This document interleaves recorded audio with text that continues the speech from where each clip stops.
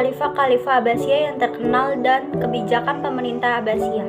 Khalifah-Khalifah Abbasiyah yang terkenal, perkembangan peradaban Islam mengalami puncak kejayaan pada masa Abbasiyah.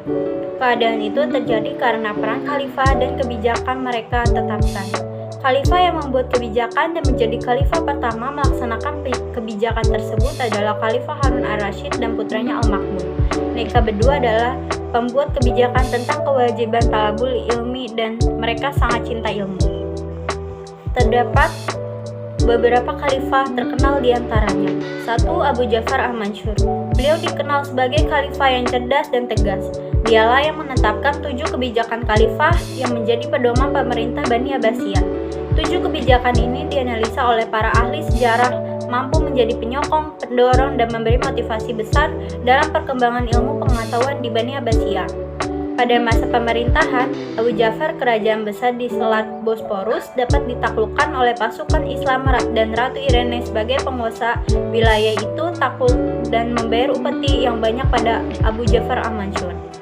Ratu Irene harus membayar mahal pada kekalahannya tersebut. Ratu harus menjual beberapa gereja hanya untuk mendapatkan emas untuk bayar kepada Khalifah Abu Ja'far. Yang kedua ada Harun ar-Rasyid. Lahir di kota kecil Rai pada tahun 145 Hijriah sama dengan 767 Masehi. Ibunya seorang hamba, ayahandanya adalah Al-Mahdi, Khalifah ketiga Abbasiyah yang memerintah selama 10 tahun. Harun adalah seorang khalifah yang paling dihormati, alim, dan sangat dimuliakan sepanjang usia menjadi khalifah. Pada waktu melaksanakan ibadah haji, beliau bersembahyang 100 rakaat setiap hari dan pergi menunaikan ibadah haji dengan berjalan kaki. Semua perbuatannya, terutama di dalam bersedekah, sama dengan Al-Mansur.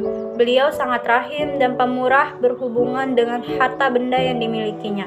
Pemerintahan Khalifah Harun ar-Rasyid adalah puncak keemasan Bani Abbasiyah. Kota Baghdad sebagai ibu kota negara telah mencapai puncak kejayaan pada masa itu.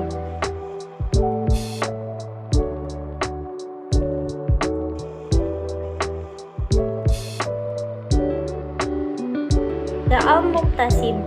Nama aslinya adalah Abu Ishaq Muhammad al-Muqtasim, lahir tahun 187 Hijriah dan memerintah tahun 467 sampai 487 Masehi. Beliau dibesarkan dalam suasana ketentaraan. Pada masa Khalifah Al-Ma'mun pendahulunya, Al-Muqtasim merupakan tangan kanannya untuk menyelesaikan kesulitan dan memimpin peperangan. Karena sikap keberanian dan tegas itulah maka Khalifah Al-Ma'mun, kakaknya, melantiknya sebagai putra mahkota. Al-Muqtasim menjadi khalifah setelah kakaknya Al-Ma'mun wafat. Al-Muqtasim memerintah pada masa Abbasiyah, masih mengalami kejayaan peradaban ilmu pengetahuan. Beliau juga terkenal sebagai pecinta ilmu dan pengembangan ilmu pengetahuan. Kebijakan Khalifah Bani Abbasiyah memindahkan pusat kekuasaan Bani Abbasiyah dari Hashmimah ke Baghdad. Kota Baghdad sebagai pusat kekuasaan Abbasiyah dibuka menjadi kota terbuka untuk semua peradaban dari berbagai bangsa masuk.